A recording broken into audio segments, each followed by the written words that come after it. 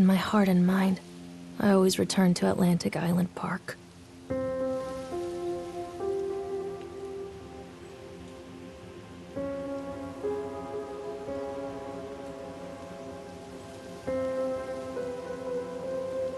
Where's Mr. Bear? I haven't seen Mr. Bear, Callum.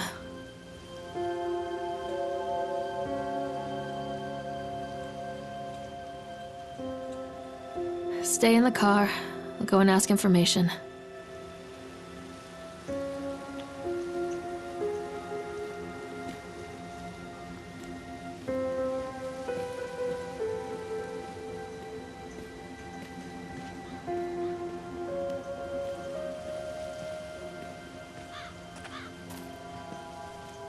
Attention, patrons. The park is now closed. Please make your way to the car park at your earliest convenience. Employees prepare the park for shutdown.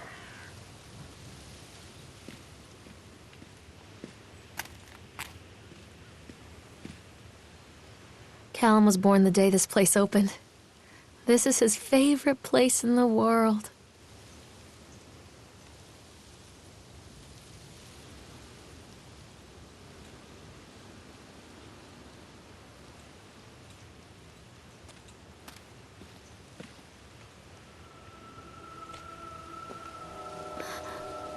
What?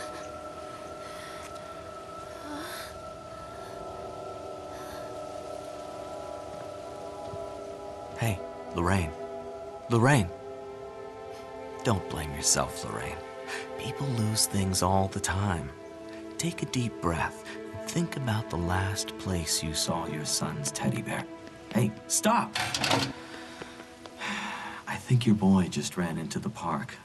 I'll unlock the gates for you.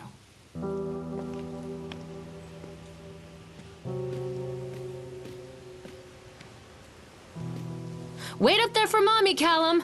Come on, Mommy! Wait up there for Mommy, Callum! Over here!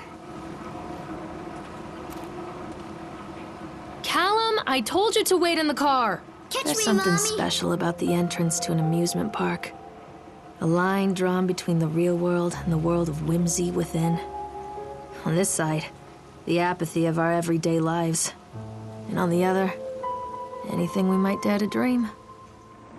It's no wonder Callum ran back inside. I wouldn't want to leave either. Attention, employees. The park is now closed. Have a safe journey home. Wait for Mommy, Callum! This way, Mommy!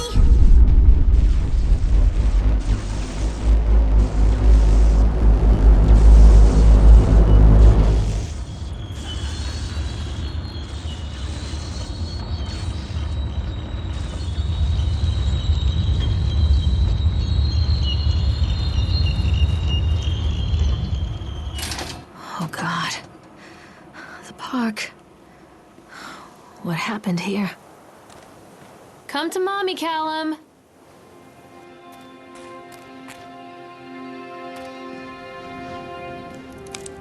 You can't catch me. Wait, Callum! Callum!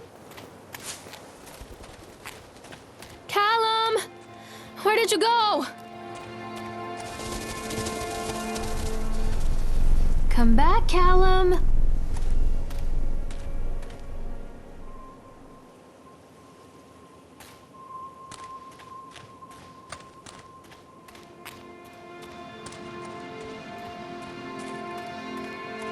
Callum? Over here. Callum, stay where you are. Over here. I think this belongs to Callum.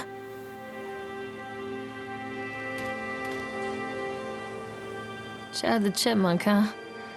Just a drunk guy in a suit.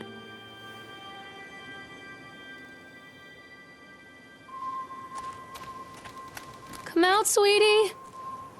Come What on is this about? way.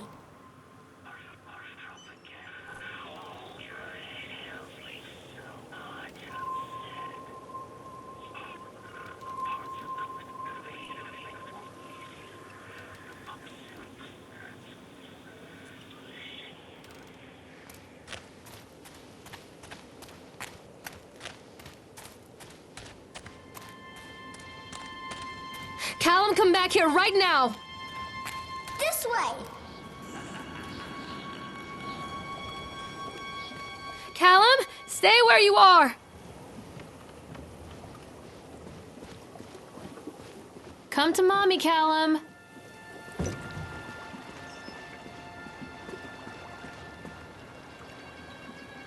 Come on, Mommy.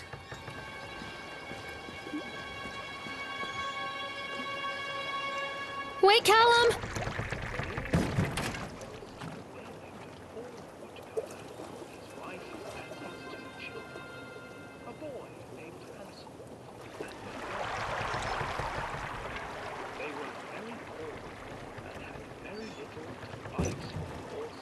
Stop! Callum!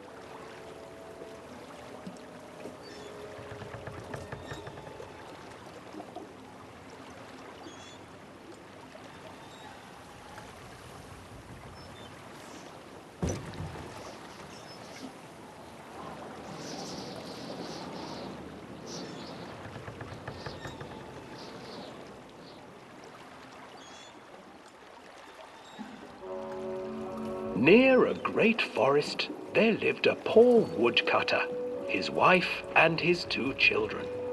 A boy named Hansel and a girl named Gretel. They were very poor and had very little to bite or sup.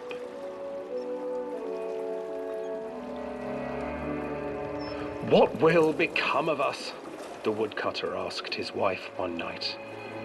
"I tell you what, husband, we will take the children into the thickest part of the forest tomorrow and abandon them there." "No, my wife, I cannot do that," said the man. "Then we will all 4 starve, you fool." Hansel and Gretel overheard their parents talking, and Gretel began to weep. "Do not fret, Gretel," Hansel said. He crept out of the hut and gathered white stones from the ground to fill his pockets.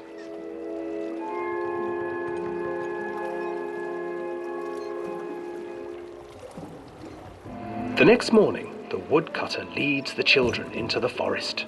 Before they leave, their mother gives them a slice of bread and warns them that they will get no more food that day. Clever Hansel leaves a trail of white stones behind them as they pass into the woods. When their father leaves them, the children wait a while, then follow the trail back to their parents' house. After receiving a thorough scolding from their parents for getting lost in the woods, the children are sent to bed without any supper. Hansel tried to sneak out and collect more white stones, but found that the door was locked. "Tomorrow I will take them into the woods myself," the wife told the woodcutter. In the morning, their mother gave them a slice of bread and led them deep into the forest once again.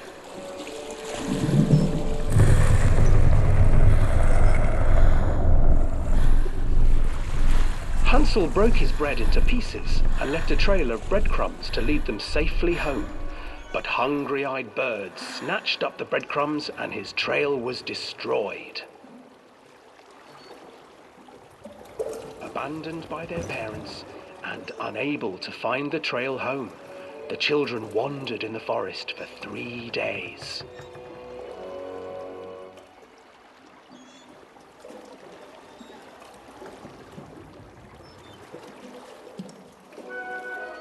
The children stumbled into a clearing with an exceedingly strange house.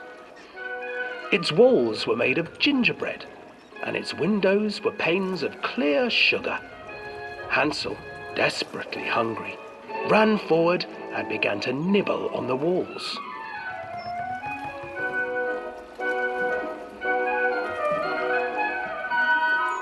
"Nibble, nibble, little mouse. Who is nibbling at my house?" An old woman emerged from the house, sniffing the air and peering around with cloudy eyes. "Oh, you dear children, who brought you here? Just come in and stay with me. No harm will come to you."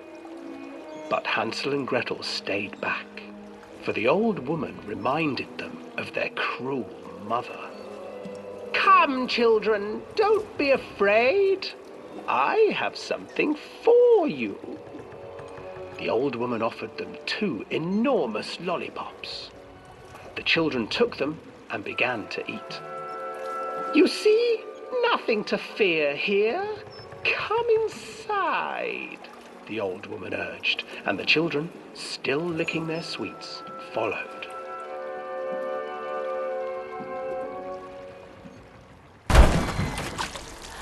Once inside the house, the old woman changed.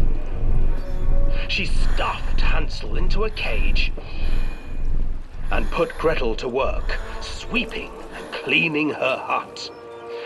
"Your brother will make a good mouthful," the old witch told Gretel. "Once he is fattened up, I shall feast upon him."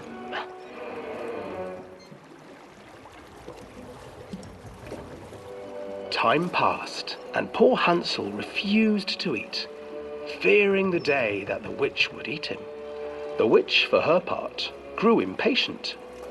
"Today I will cook and eat your brother, Gretel. Climb inside and light the oven." But Gretel pretended not to understand. "I do not know how. Where is the opening?" "Fool," the old witch said. "The opening is here." And she moved to show Gretel. Seizing her courage, brave Gretel gave the witch a shove, and the old crone tumbled forward into the oven. Gretel slid a large iron bolt over the door to the oven. Gretel freed her brother Hansel, and together they lit a fire beneath the oven. And though she screamed and begged, the children sat by the oven until her screams had stilled and the witch was cooked. And then, because even children can't survive on sweets, they divided up the body of the old witch and ate her.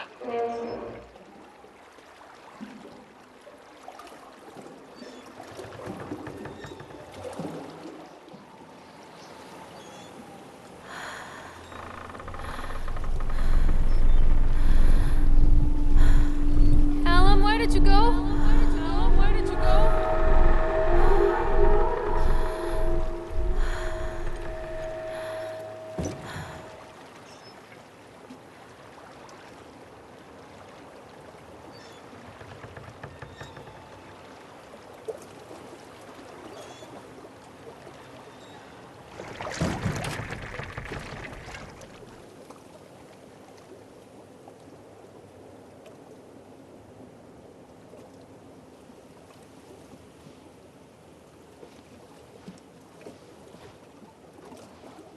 Stay where you are! This way. Hansel and Gretel. I used to read it to Callum when the electricity was shut off. Those poor children. The whole world against them.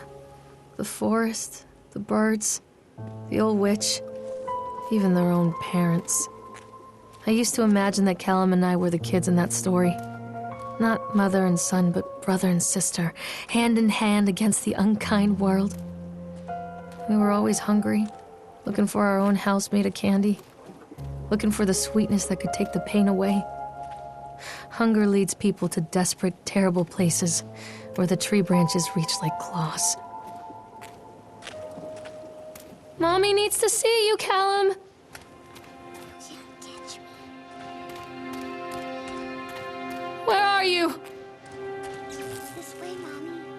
Another accident. This place. Callum? Where'd you go?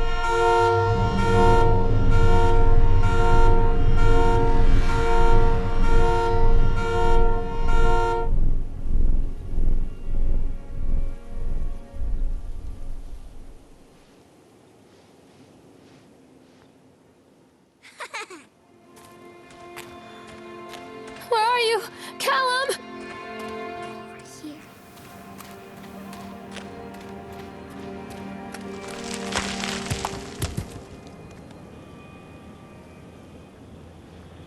you, Callum?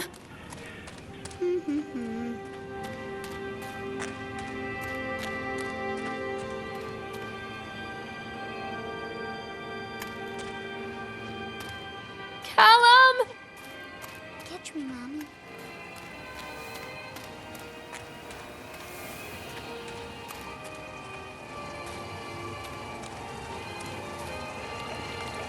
Callum! Where did you go? This old thing used to make the blood run to my head. Make me dizzy. The guy just snapped. Those poor kids.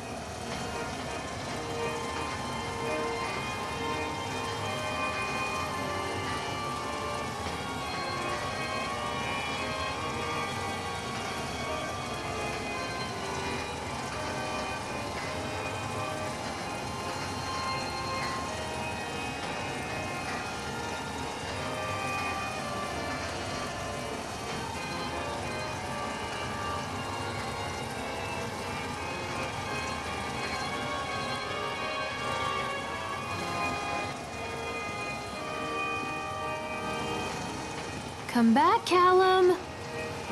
Mother Duck said quack, quack, quack, quack.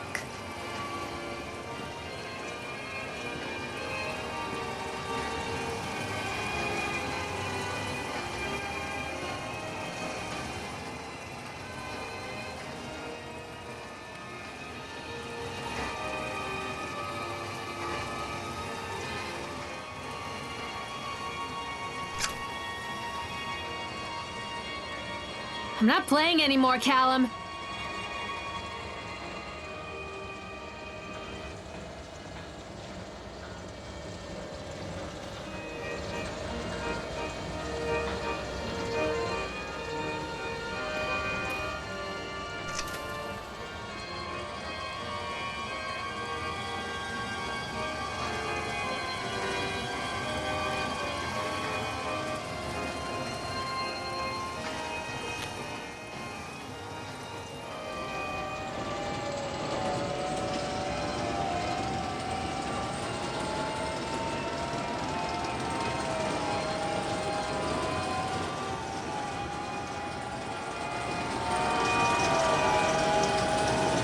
Come back.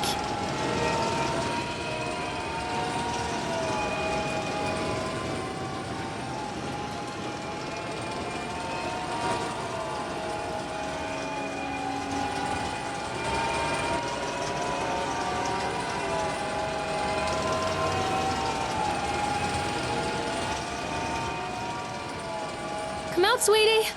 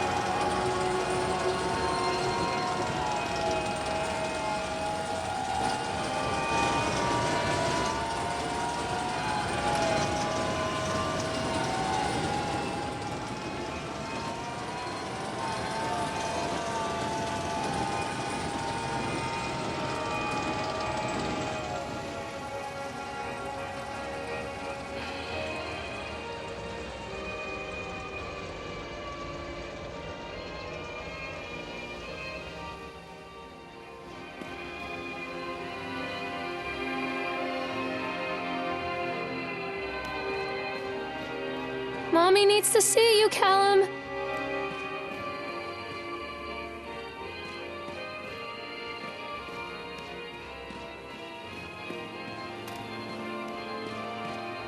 Treachery hides in thoughts. Treachery that lashes like a whip and scars our insides. The first time I saw Callum, my thoughts betrayed me. I looked down at this wrinkled, red, bawling thing and I thought, is that it? We build our world from expectations, and the world that I had built for Callum was no different. He was so real, so there, and so far from my expectations. They shattered, and as they fell in pieces, that one treacherous thought became a new foundation. All of the love that we shared, all of the warmth and goodness that followed, built on a single traitorous thought.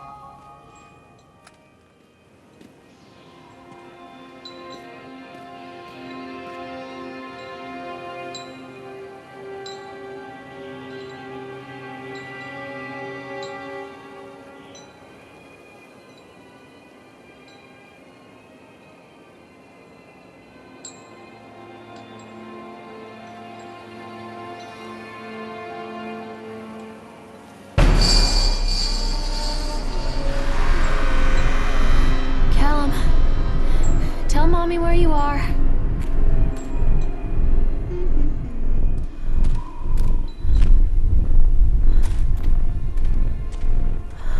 Where did you go?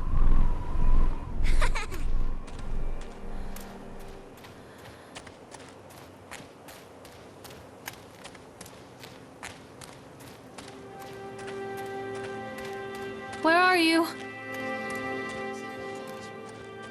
Constant crashes and 80s music. I guess it floats someone's boat.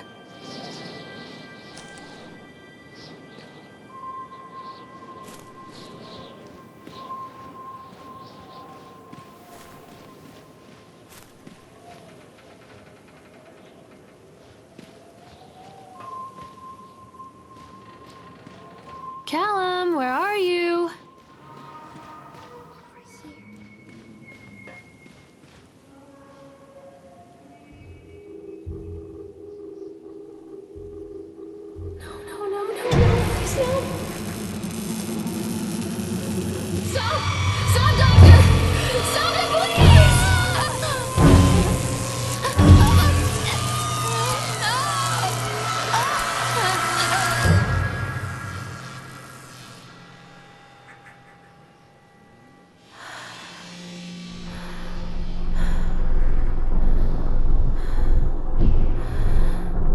Wait for Mommy!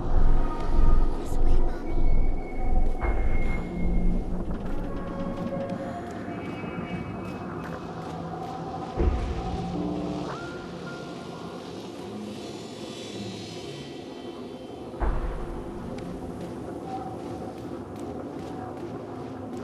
Stop, Callum!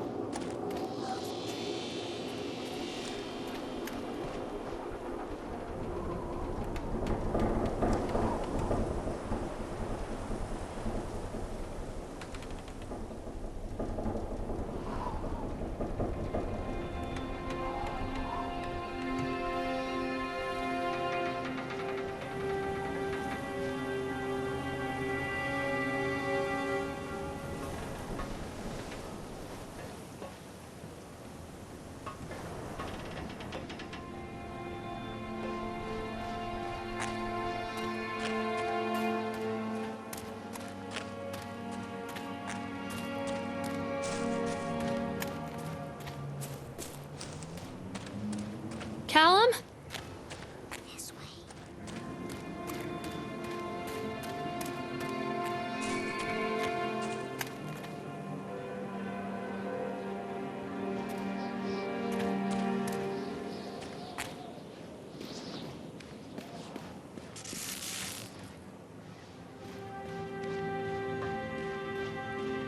Don't hide from me, Callum!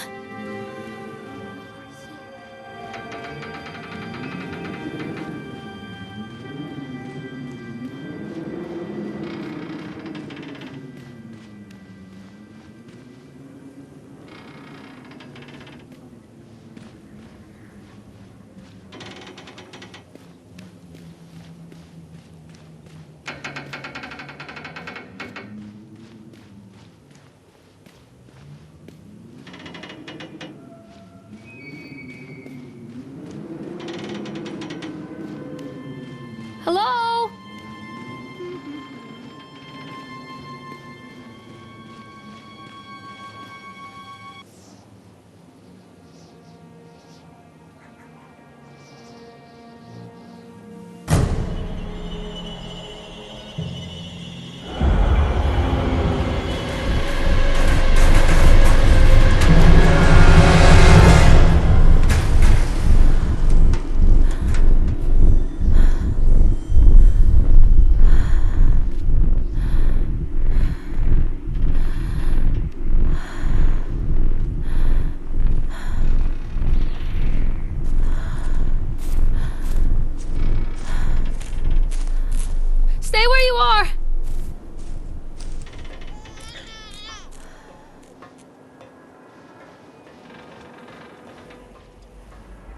It's a matter of public record that I am a failure as a mother. Once, when Callum was very small, I left him asleep in the car while I ran an errand. Don't even remember what it was. When I came back, the sheriff was standing next to the car, watching my boy through the window. I didn't like what I saw in his eyes. Judgment. He wrote me the ticket without saying a word, just the scratch of his pen on the notepad. When he gave it to me, our eyes met. I know what you're going through. My daughter, Helen, she just gets some help. Help was a bolt of lightning. Help was 1,000 volts surging through my veins. Help is agony. I'd rather die. I wanted to scream. I'd rather you pulled your gun and shot me. But instead my mouth said, "Yes, Sheriff."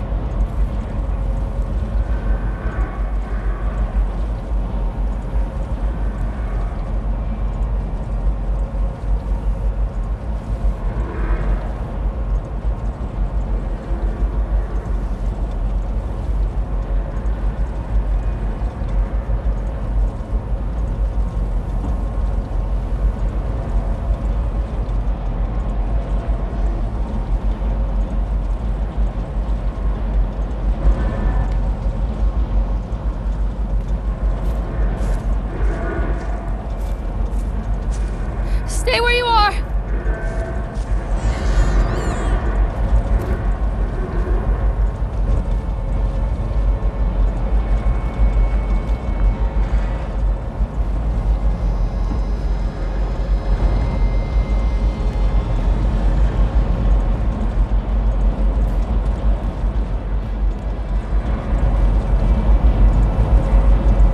So they are going to close this place down.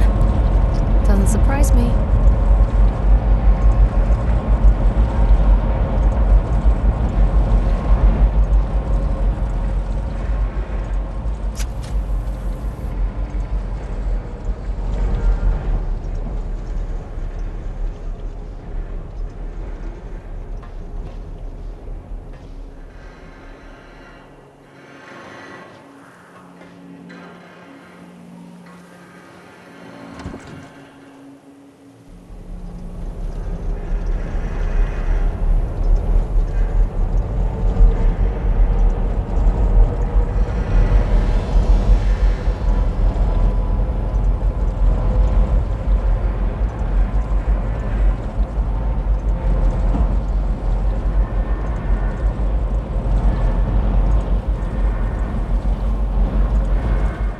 People come into your life for a reason.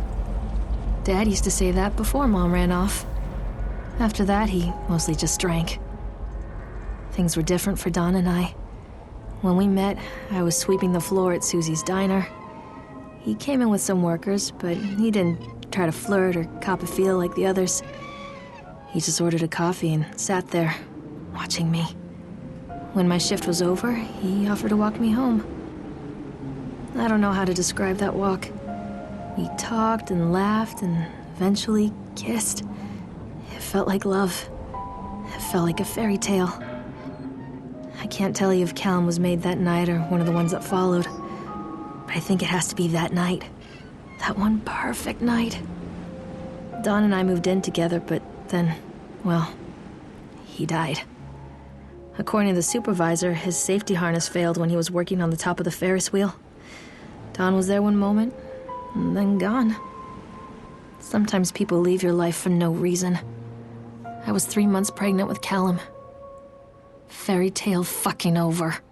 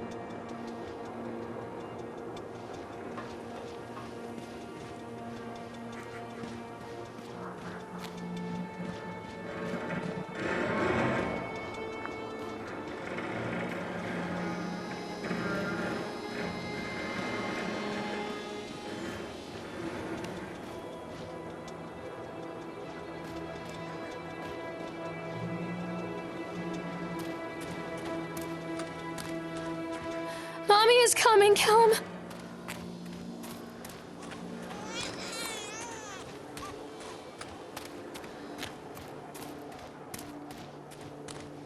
Where are you, Callum?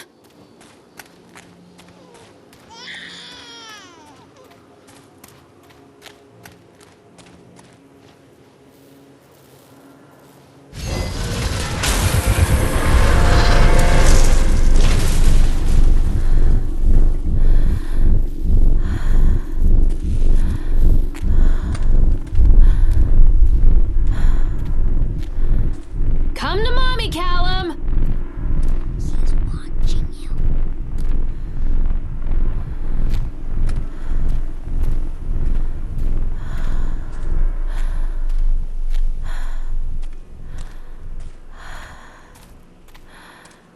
A lot of people idolize their children.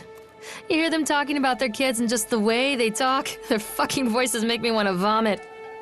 My angel likes to read, and little Johnny is so good on the piano. Fuck those people! You give up 9 months of your life carrying them, you traumatize yourself giving birth to them, and then you spend the rest of your life as their slave. Wiping asses, mopping up piss, feeding them. Little life-sucking monsters who take and take and take until... we all go insane. Any parent who pretends otherwise is just dishonest. That's called choice supportive bias. I am honest. Callum really grinds my gears, and he owes me everything. Everything. It'd serve the little fuck right if I just abandoned him. Callum? Callum!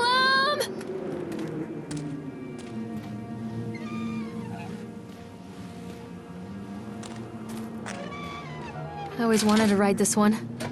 Never got around to do it before.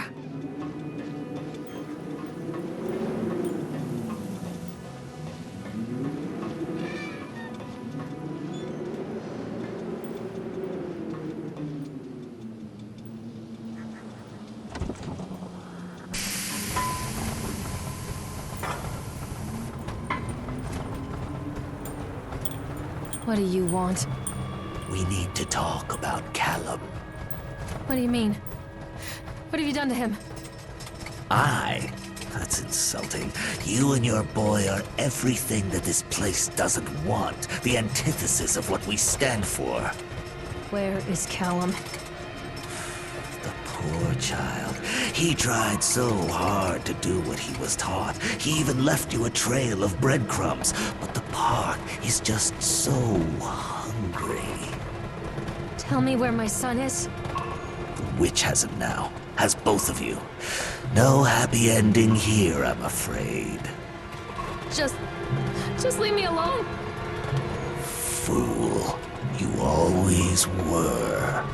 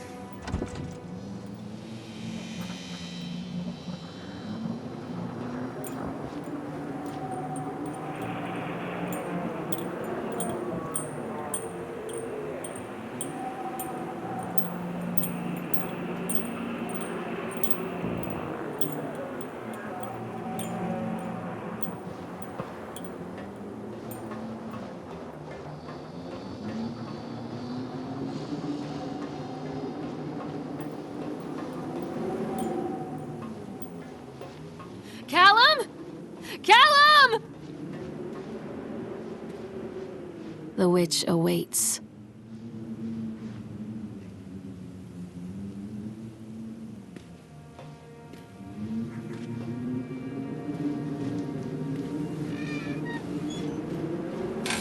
Callum has bruises on his arms, finger marks. Someone has been hurting him. I've asked him, demanded really, to know where he got the marks. But he doesn't want to answer me. Something has scared him into silence. He doesn't dare talk. He's been changing too. Something sinister lurks in the darkness behind his eyes. I catch him staring at me at odd moments. In the night, he tosses and turns and cries out words that I cannot understand. When I try to soothe him, he snaps and bites at my fingers. I think he wants to talk to me. I think he wants to tell me. But they are watching him every minute of every day. They are whispering to him in his sleep, changing him. They are taking my baby away from me. I can't save him. There will be pain. But I love him, and in the end, he will understand why.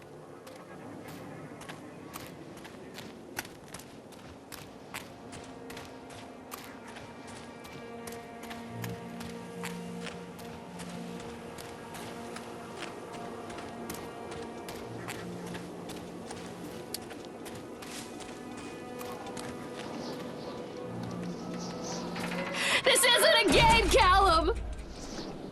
What are you scared of? The whole town was shocked by that one. Never found out who did it.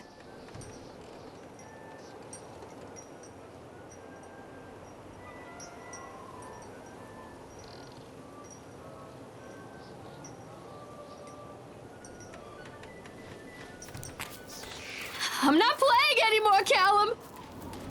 Keep them away from me!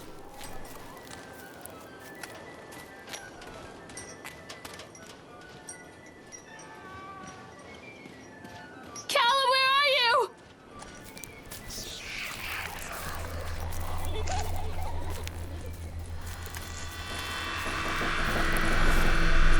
Poor bastard.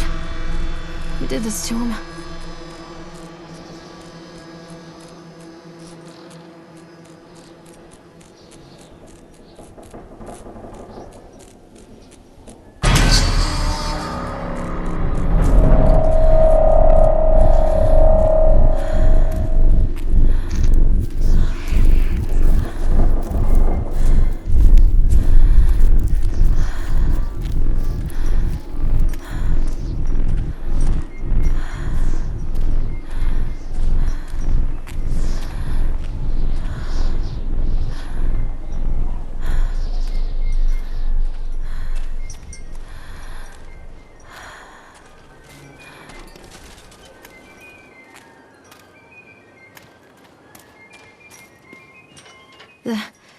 These are mine.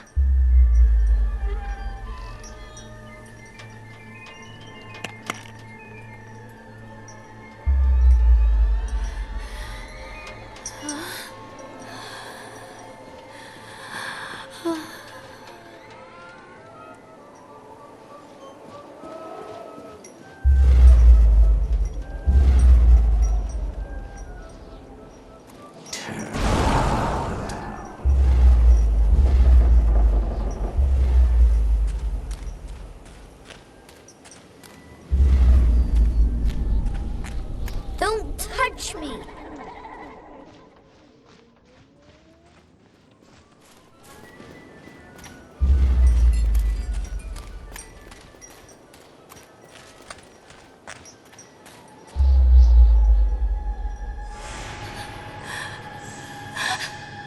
Oh God, no!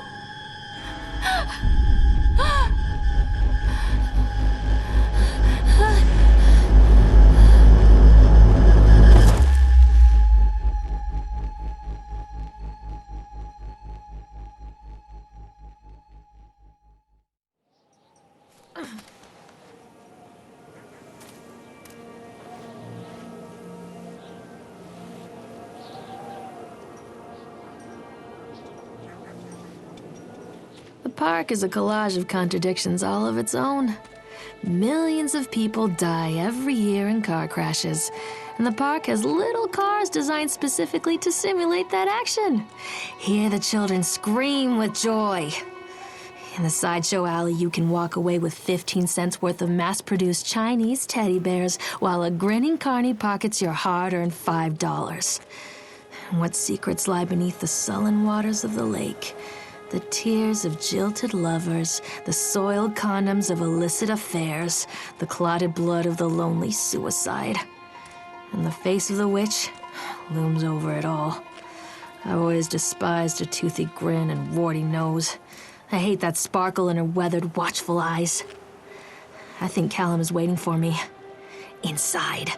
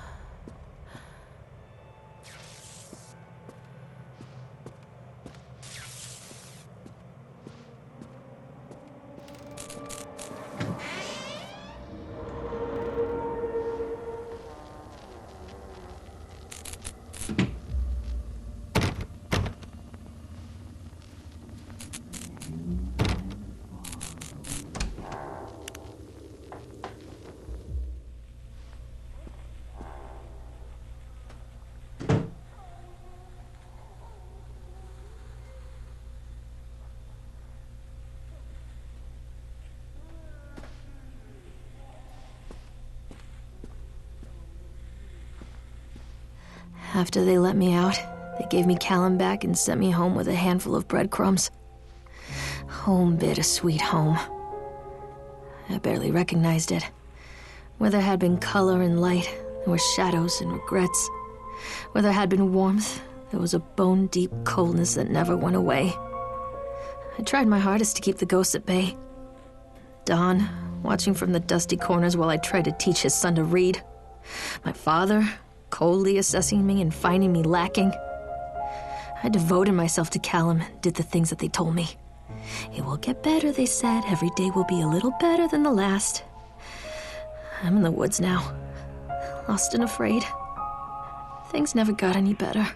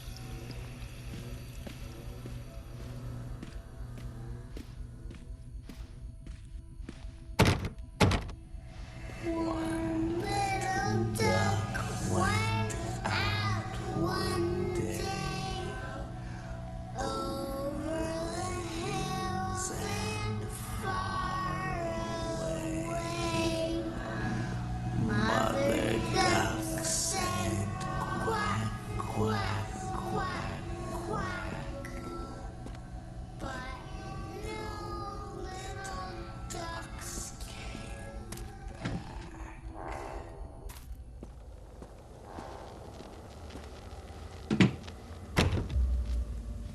Sad Mother Duck went out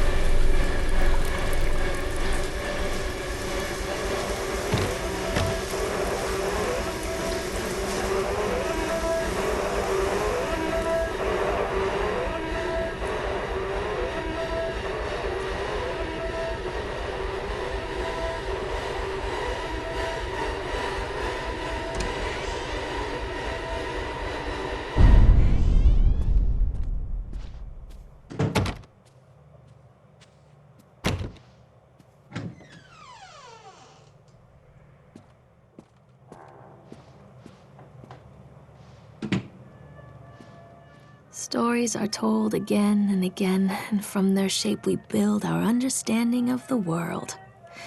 Two children are led into the woods. They are lost for a time, but then are captured by an old witch. A child goes missing in Atlantic Island Park. He wanders lost for a time before finding his way into the mouth of an old witch. In the oldest version of this story, the mother and the witch were the same person. I never wanted to be the witch, but I am, aren't I?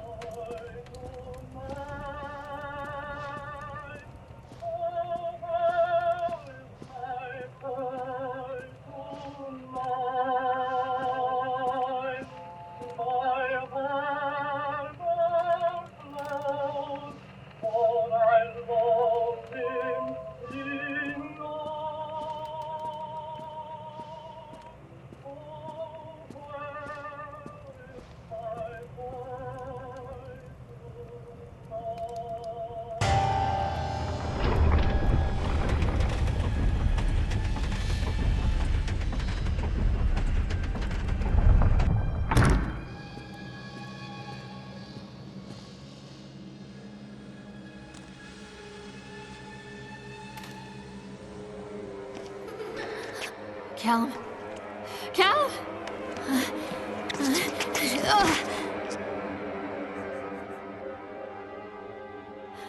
Callum? Callum? Callum!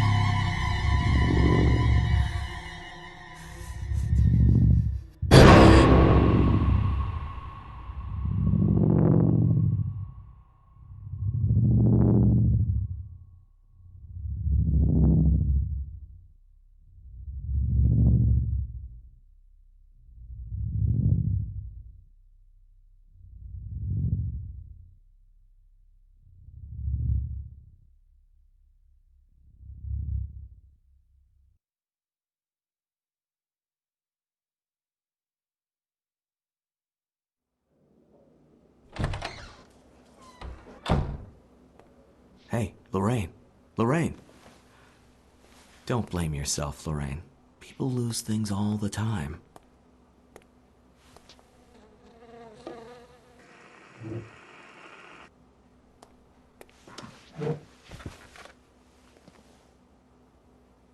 Take a deep breath and think about the last place you saw your son.